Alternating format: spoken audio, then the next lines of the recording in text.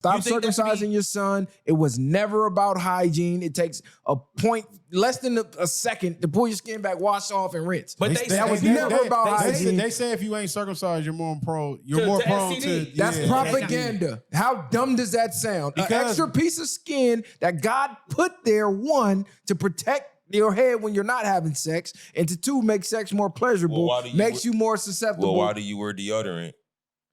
Because I don't want to stink. Nigga, but God made you, nigga. This natural odor.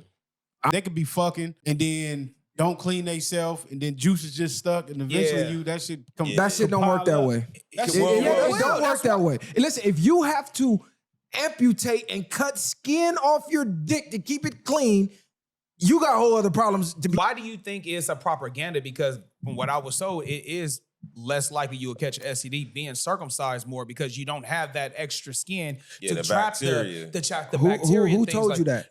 I heard it from doctors. No, and this is why I said propaganda. If you look at who even came up with that, run the history back of circumcision had zero to do with cleanliness. But in Africa, they were saying that separate the men from the boys. You weren't a man until you were circumcised because now you have a man-sized thing. You don't have a boy's toy with the foreskin. That was in some African tribes. So yeah, some African tribes circumcised the women. Why would God create you to have skin cut off your dick? Why has no one ever questioned this shit? People question a lot. It literally makes zero sense. And then it gets sicker than that. I'm going to go down that rabbit hole one day for y'all.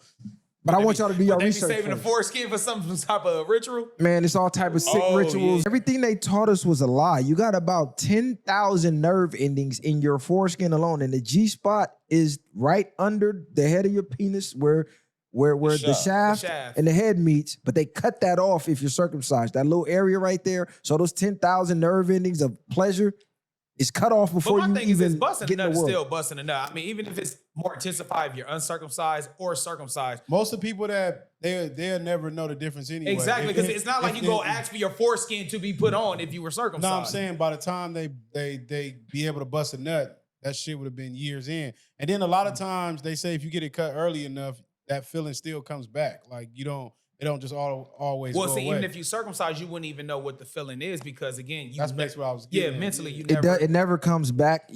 I'm not saying it's not going to be pleasurable. I'm saying whatever pleasure you feel when you get pussy as a circumcised man, intensify that by 10,000 more nerve endings.